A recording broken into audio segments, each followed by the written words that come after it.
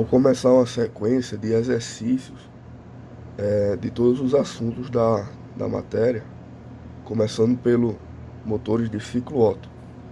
Mas antes de começar os exercícios, eu acho interessante eu explicar um pouco da teoria. Eu tentei fazer o mais resumido possível aqui para a gente focar nos exercícios. Então, motores do ciclo Otto. O motor, resumidamente, vai ser um conjunto de cilindros. E o cilindro é isso aqui. E dentro desse cilindro vai ter um êmbolo, que é o pistão.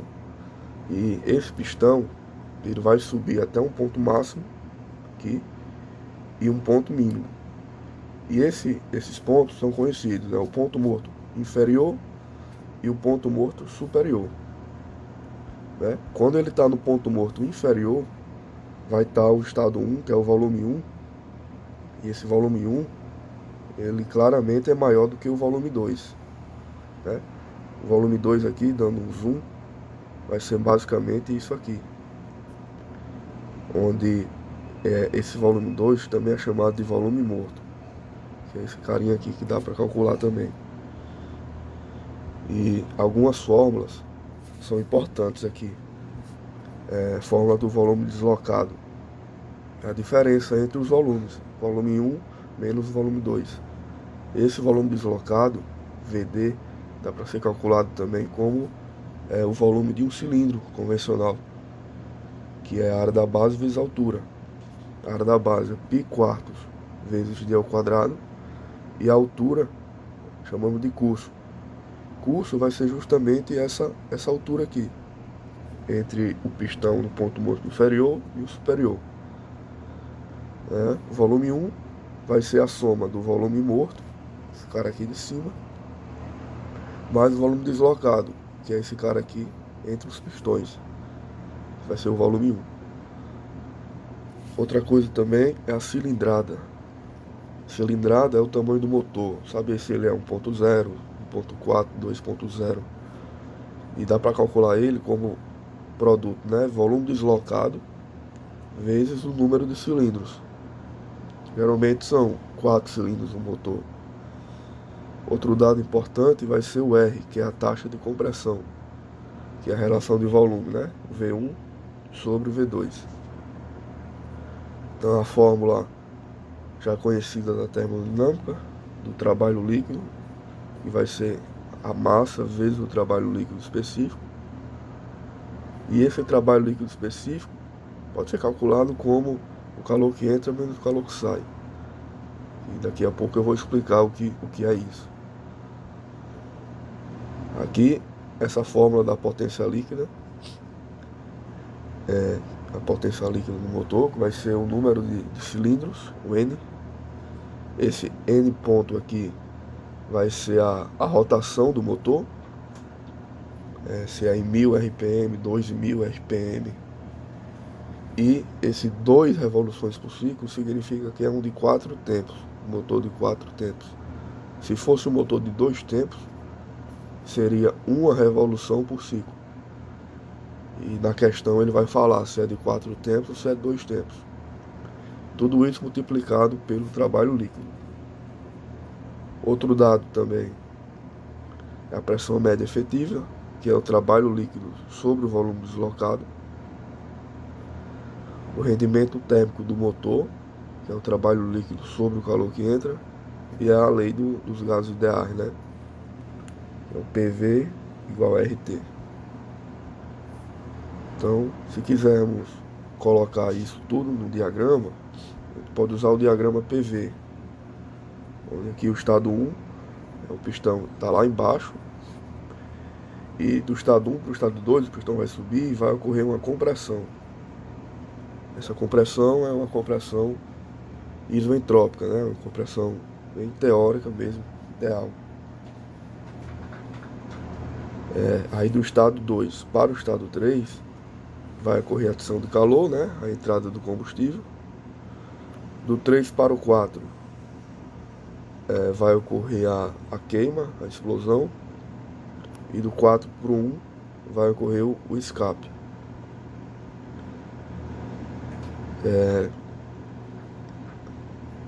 E nas questões vão ter duas possibilidades de resposta. Uma com análise aproximada, outra com exata. A aproximada, ele trata o calor específico sempre constante com a temperatura. A temperatura vai mudar, mas o calor específico vai ser o mesmo. E geralmente ele pega a temperatura ambiente, que é 300 Kelvin, e vai na tabela, que eu vou já disponibilizar essa tabela, e acho o valor de 1,4. E vão usar basicamente de duas relações. A temperatura vezes o volume específico, elevado a esse 1,4, geralmente, né? Menos 1, vai ser constante. Sendo que isso, ou análise aproximada ou análise exata, só vale para processos isoentrópicos. Que processos entrópicos são esses? Do 1 para o 2 e do 3 para o 4. Você não vai usar nada disso aqui, ó, do processo 2 para o 3, nem para o 4 para o 1, certo? Da mesma forma, a gente pode usar os calores específicos variáveis, que a resposta geralmente é mais condizente com a realidade. E, por exemplo, aqui na taxa de compressão, né, que é V1 sobre V2, eu vou na tabela e eu consigo achar o volume relativo 1 e o volume relativo 2. Mesma coisa com a pressão. Então, aqui basicamente o que a gente vai usar nos exercícios. Esse calor que entra aqui, em função da energia interna 3 menos energia interna 2, isso tudo vai ser pego da tabela. Aqui. A análise exata, a gente usa a tabela, que eu vou mostrar para vocês.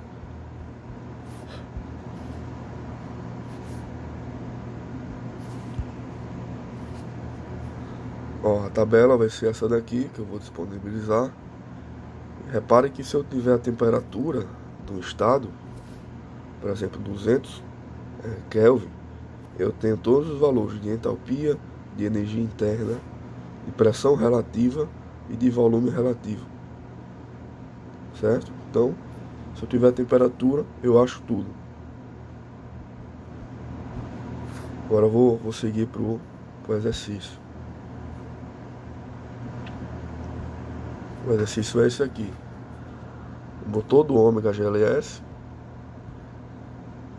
tem os seguintes dados. Ele tem 4 cilindros. O diâmetro do cilindro é 86 milímetros. O curso do pistão 86 também. E a taxa de compressão 9,2. Ele quer a cilindrada e ele quer a temperatura final de compressão isentrópica. Então, vai ser a temperatura do estado 2, né? A compressão é do estado 1 para o 2. O final da compressão vai ser o estado 2. Assumindo que o fluido de trabalho é o ar, no estado de gás ideal. Certo? Então, aqui está todos os dados da questão. Escrevi aqui. E na letra A ele pediu a cilindrada. A cilindrada vai ser o volume deslocado vezes o número de cilindros. Quem é o volume deslocado?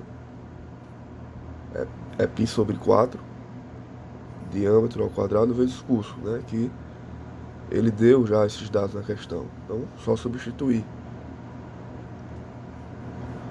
Então, vamos ter que a cilindrada, vamos achar, eu transformei para centímetros, certo? Aí fica 1998,29 centímetros cúbicos. E eu sei que 1000 centímetros cúbicos é 1 litro.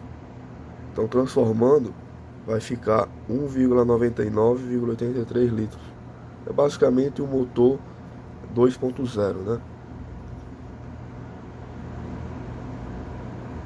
Na letra B, para a gente achar a temperatura, a gente pode usar a taxa de compressão.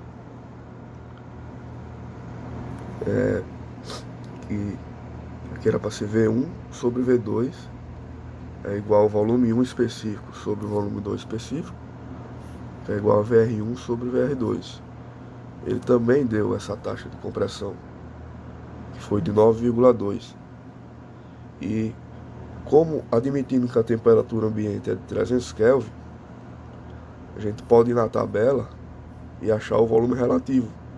Vai dar de 621,2. Como a gente já tem o volume relativo 1,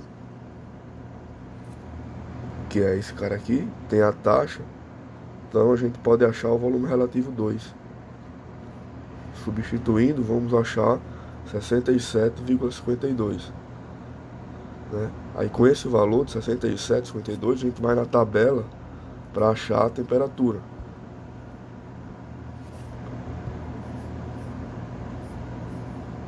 Ó, tô na tabela aqui. Essa linha aqui é de volume relativo. 67.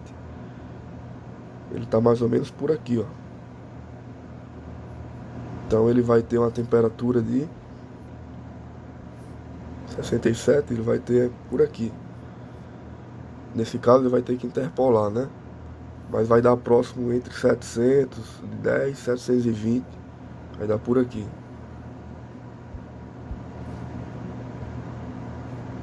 Ó, deu perto de 710, né? Interpolando deu 708,33 Kelvin.